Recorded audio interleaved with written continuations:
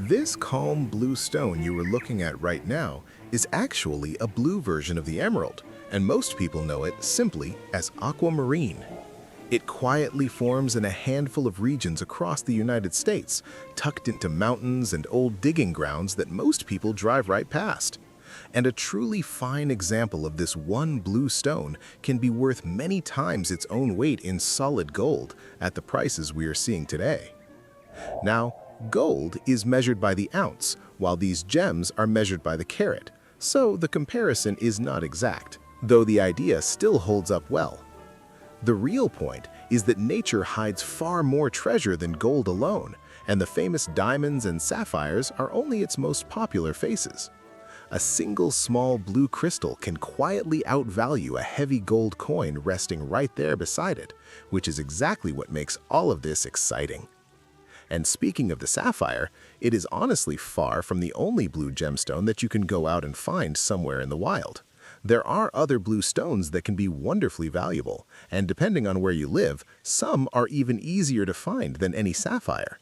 The strange part is that most folks ignore the obvious signs of these blue treasures sitting right in the ground where they already live. So by the time this video is over, you will never again let a chance like that slip quietly past you, whether on a hike nearby or in your backyard. Think about that for just a moment, because a gemstone the size of a raindrop can quietly hold more value than a chunky ring of solid gold. That kind of secret has quietly turned a few sharp-eyed hunters into wealthy people, while everyone around them saw nothing but plain rocks. Some of the blue stones we are about to meet are famous, while others are so overlooked that they are practically invisible to the untrained eye. A few can be worth a small fortune by weight, and a couple are so easy to find that ordinary hikers stumble onto them almost by accident. Every stone we cover appears somewhere in the United States, so this is not a distant fantasy, it is a real chance in real American ground. The finest of them can rival the price of gold, while the easiest can be scooped from a hillside on a lazy and pleasant weekend afternoon. The blue color you are about to chase has been beloved for thousands of years, worn by pharaohs and treasured in crowns all across history. So this hunt is truly an ancient one, only now the treasure sits far closer to home than almost anyone around you ever quite realizes. And you will not need heavy machinery or a fortune in gear, since much of this waits right at the surface for a patient and knowing eye. So stay close with me, because you are about to learn to spot several blue gems that people walk over every single day without ever realizing it. So to start off right, the first thing to understand is why a plain-looking blue stone can ever be worth more than solid gold. Gold is priced purely by weight, and by weight alone, it is honestly not that costly next to the finest colored gemstones on Earth. A gem is sold by the carat, and a single carat is only a fifth of 1 gram, so even a tiny stone can carry a truly shocking amount of value. A carat is a tiny unit, and yet the whole world of gems runs on it because beauty and rarity can pack a fortune into almost no weight at all. When a fine blue gem sells for hundreds of dollars for 1 small carat, it quietly leaves the very same weight of gold far, far behind. Think of a carat as roughly the weight of a single small water droplet, since that is how little material can still hold a real fortune. Gold has real and lasting worth, of course, yet gram for gram, the finest blue gems can leave it looking almost humble by comparison. The next thing to understand is where these blue gems actually come from, because they never scatter themselves randomly across the ground. Most of them are born in a few very specific kinds of rock, and they only reach us once time and weather slowly set them free. The first place to know is a coarse rock called pegmatite, which is really just granite that grew unusually large and chunky crystals inside it. Pegmatite forms when the last watery leftovers of a cooling granite get trapped in cracks, giving the crystals room to grow surprisingly large. That slow and patient growth is exactly why pegmatite can hide gem crystals big enough to rest comfortably in the palm of your own hand. Pegmatite usually shows up as pale, gritty rock speckled with big, glassy crystals, and it hides several of the blue gems we are chasing today. The second place is old volcanic rock, where hot, silica-rich water once seeped into little pockets and cavities and slowly hardened there. And the third is the dry copper country of the desert, where weathered copper quietly stains the ground in soft shades of blue and green.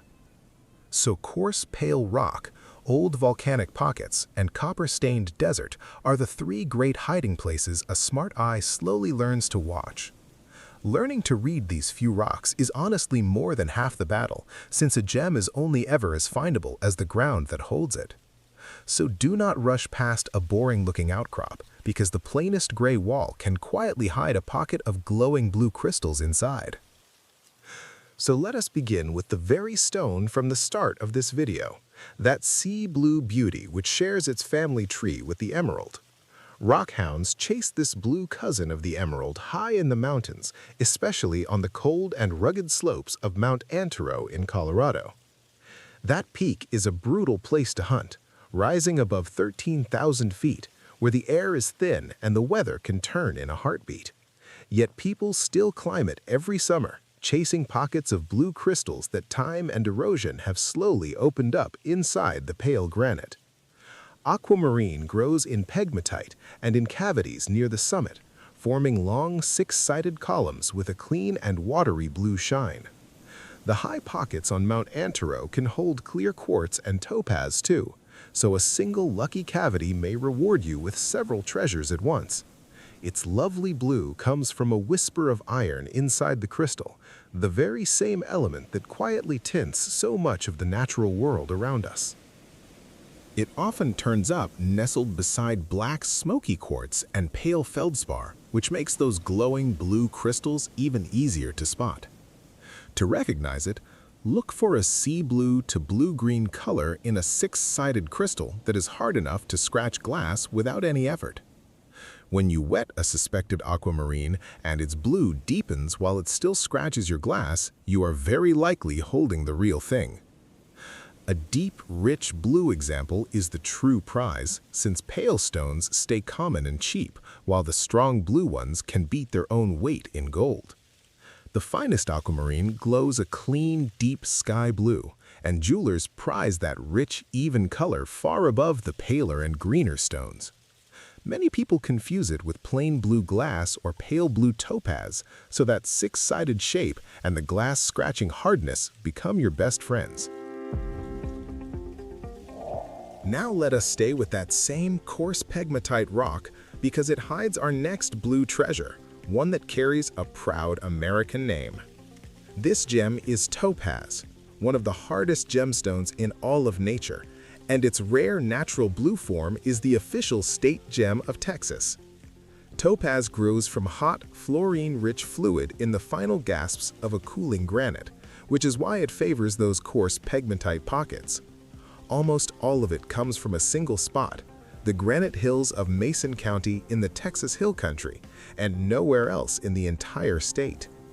There is a catch worth knowing, since most blue topaz sold in stores is actually clear topaz that was colored blue inside a laboratory. A truly natural blue topaz, born blue right inside the earth, is genuinely rare and prized, which makes the wild Texas stone so very special. To give you a sense of scale, one giant pale topaz from Mason County once served a family as a simple doorstop for years before a museum bought it.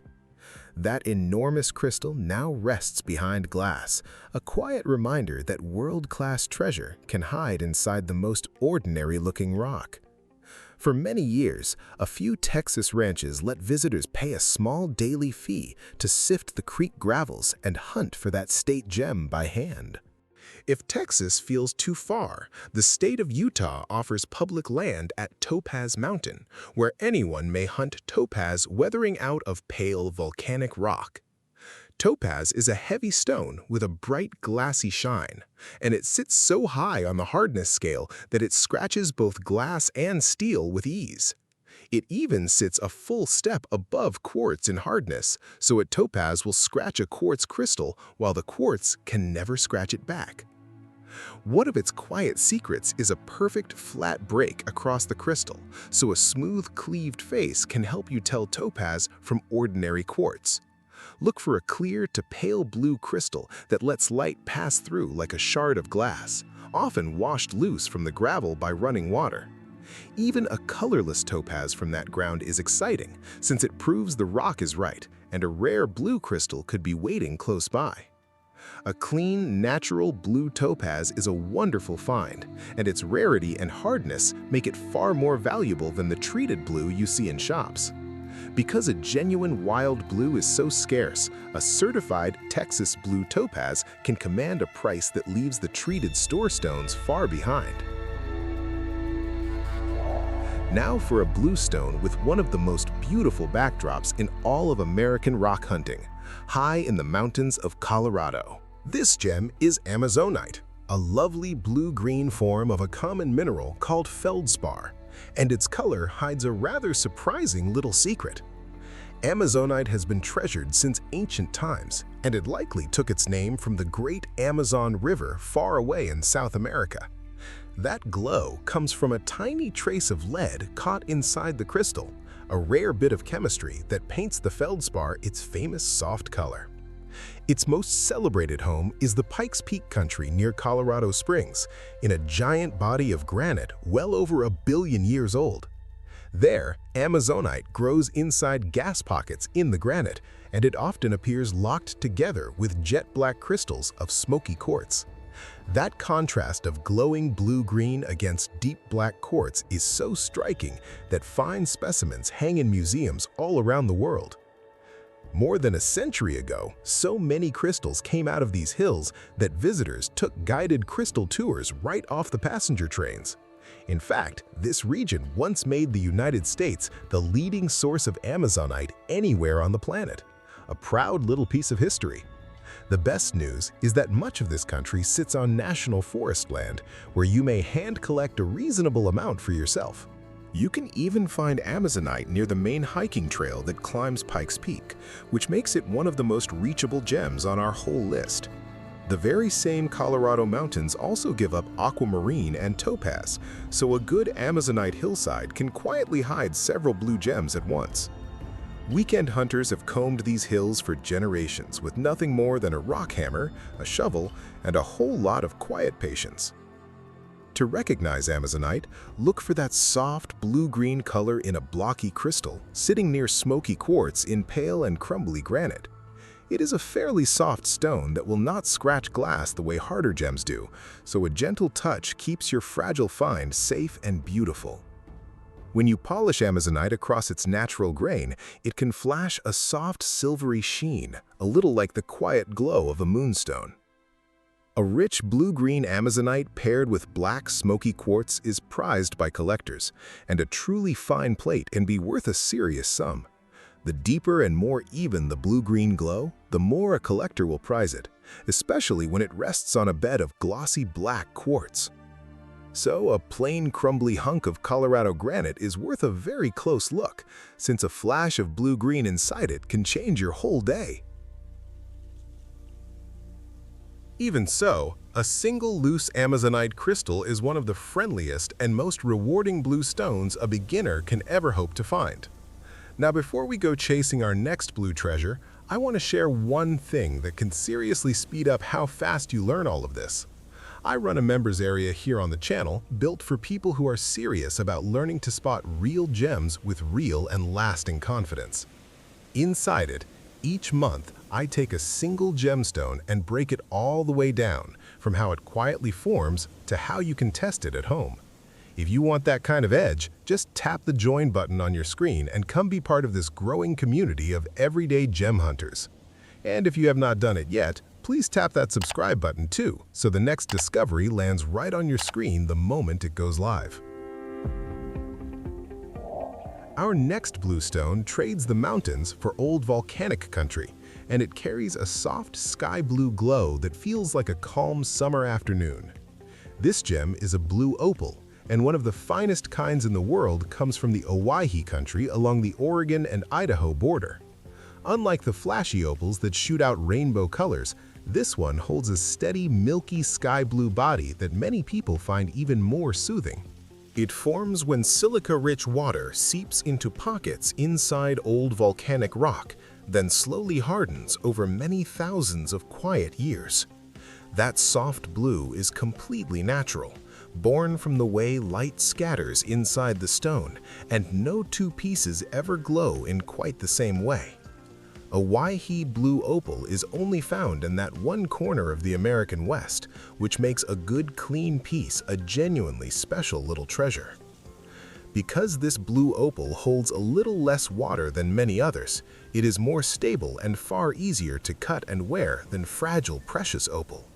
It often turns up inside rounded volcanic lumps, so cracking open a plain-looking nodule can reveal that soft blue heart hiding within.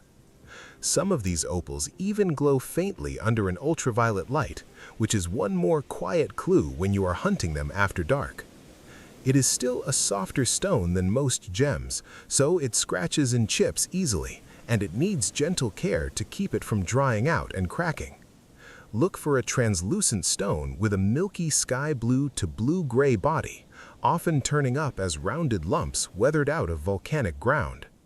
A quick wetting will wake up its color and glow, helping you tell a real opal from a dull chip of ordinary pale desert rock. This blue opal will not usually make you rich, and honesty matters here. Yet, a fine cabochon still carries real charm and steady value. More than that, it is a distinctly American blue stone that you can actually hunt and cut and wear with a quiet and honest sense of pride. Now for the most famous blue stone of them all, one so tied to the American West that it feels almost stitched into the land itself. This gem is turquoise, and it has been treasured across the Southwest for well over 1,000 years, long before any modern mine existed. Native peoples mined and traded it across vast distances, and it still carries deep cultural meaning for many nations to this very day. For countless generations, turquoise has stood for sky and water and protection, which is a big part of why it still feels so alive today.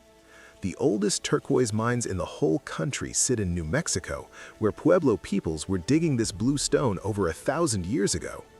Turquoise forms in dry desert country, where copper slowly weathers out of the rock and blends with other elements into that famous blue. That copper connection is your single biggest clue, since turquoise almost always hides near old copper ground in the arid Southwest. A simple field clue is to look for that soft blue-green staining on rusty brown desert rock, since it often marks copper and turquoise below. The great mines carry names that collectors say with real affection, like Kingman and Sleeping Beauty in Arizona, and Royston in Nevada. The copper is what paints it blue, while a touch of iron can push the color toward green, giving each mine its own signature shade. A greener stone simply means more iron crept in, so the color itself quietly tells you a small story about the ground it came from. Many stones also show a web of dark veins from the host rock, and that delicate spiderweb pattern is the most prized look of all. The Bisbee mine in Arizona gave up a deep sky blue turquoise laced with rich chocolate brown veins, and collectors chase those old stones today. Over in Nevada, the legendary No. 8 mine produced a bold black spiderweb turquoise that ranks among the most valuable ever found. Now here is where turquoise gets interesting for your wallet, because its value swings more wildly than almost any other stone we have met. Common chalky turquoise sells for only a few dollars, yet top natural spiderweb stones can fetch well over $100 for a single carat. At that level, a small natural turquoise truly can be worth more than its own weight in gold, which quietly surprises almost everyone. A word of honesty, since much of the turquoise sold today is softened material that has been treated with resin to harden and brighten it. Untreated natural turquoise with strong color and a tight matrix is the real prize, and it is exactly what makes the finest stones so valuable. So how does a regular person actually turn all of this knowledge into a real blue gem sitting right there in their own two hands? It always starts with knowing your own region, because these blue stones only appear where the right kind of rock lies beneath your feet. A quick look into your state, your county, or a nearby rock club will tell you fast whether blue gems have ever turned up somewhere close by. Once you know you are in promising country, You scan the coarse, pale rock, along with the old volcanic pockets and the copper-stained ground. You carry a simple piece of glass to test hardness, a small rock hammer, and a sturdy bag with a sifter to carry your finds safely home. You watch for a strong blue color, for a glassy sparkle, and for the soft copper stains that quietly whisper of turquoise hiding somewhere near. When something catches your eye, you wet it and scratch the glass, then turn it slowly in the light to judge its color and its shine. It really pays to search right after a rain, when the dust is washed away and blue colors suddenly pop against the clean and wet ground. Low morning or evening sunlight is a real friend, since a long slanting beam makes color and sparkle far easier for your eye to catch. Keep a small container for anything promising, because a stone that looks dull in the field can turn brilliant once it is cleaned at home. A cheap magnifying loupe is a wonderful little helper, letting you study crystal shapes and tiny veins that your bare eye would surely miss. And you take your sweet time, because the people who find these gems are almost always the calm and patient ones who really look closely. Here is an honest warning, since most famous turquoise mines are now closed or swallowed by copper operations that do not allow any visitors. The realistic path today is hunting old mine tailings where it is permitted, or scanning open desert land for small pieces near copper stains. Treat the desert with real care, since it offers no shade and no water, so plenty of your own water and a solid plan keep the adventure safe. I will be honest with you here, since most days you will turn up plain rock long before you ever find a fine blue gem worth real money. But that one bright blue moment when a stone finally glows or deepens under your touch makes every patient hour completely worth it. It also helps to remember that finding a lower grade blue stone is a wonderful sign, since it proves the right rock is truly under your feet. And always tread with real respect, filling in your holes and honoring private land and the quiet ground that others still hold sacred. Before we wrap up, there is one more blue stone worth planting in your memory because it hides in the very same copper country as turquoise. It is called Chrysocolla, and it forms right alongside turquoise in the weathered upper zones of old copper deposits across the southwest. Chrysocolla glows in gorgeous shades of blue and green, sometimes so vivid that it looks like a little piece of tropical ocean water. On its own, it is quite soft, yet when nature blends it into hard quartz, the result is a tough blue-green gem that jewelers truly treasure. In that hardened form, it even earns the lovely trade name of gem silica, one of the most prized blue-green stones a lapidary can ever cut. Gem silica has sold for prices that would shock most people, proving once again that a humble copper stone can hide astonishing value. You will often spot it keeping company with bright green malachite and deep blue azurite, two more beautiful signs of copper in the ground. Azurite and malachite are copper minerals too, so finding them is like reading a signpost that points straight toward hidden blue treasure. So the next time you explore copper country for turquoise, keep half an eye out for that electric blue-green glow of Chrysocolla nearby. Chrysocolla is a lovely reminder that the blue treasures of this land reach far beyond the small handful we had time to cover here today. So keep your eyes open and your curiosity alive, because the ground beneath you is far richer and stranger than most people ever suspect. The truth is that our country hides a staggering variety of blue treasure, far more than any of us could ever chase in a single lifetime. Learning to read the rock is the real skill, and once it finally clicks, an ordinary walk can quietly turn into a genuine treasure hunt. Every stone you learn to name is one more chance that the next dull-looking rock you pick up turns out to be something truly wonderful. The more you practice this quiet skill, the more the whole outdoors begins to feel like a treasure map spread open beneath your boots. And that is exactly why I put together a book for people who want to keep going well past what any single video could ever teach them. It is called Gemology Journey for Beginners. Inside it, I walk you through simple tests you can do at home, using plain everyday language and common tools instead of confusing science. It is built to take a curious beginner and quietly turn them into someone who can spot real treasure with genuine and well-earned confidence. That is the whole reason it exists, to put a friendly gemologist right there in your pocket whenever a stone stops you dead in your tracks. But if right now is simply not the time for that, there is honestly no problem at all, because you can keep learning here with me for free. Just subscribe to the channel, leave a like if this helped you out, and watch the next video that is already waiting there on your screen. In it, I show you even more hidden treasures that might be resting quietly in the ground much closer to your home than you would ever guess. Thanks for liking and subscribing. Good luck, Gem Hunter!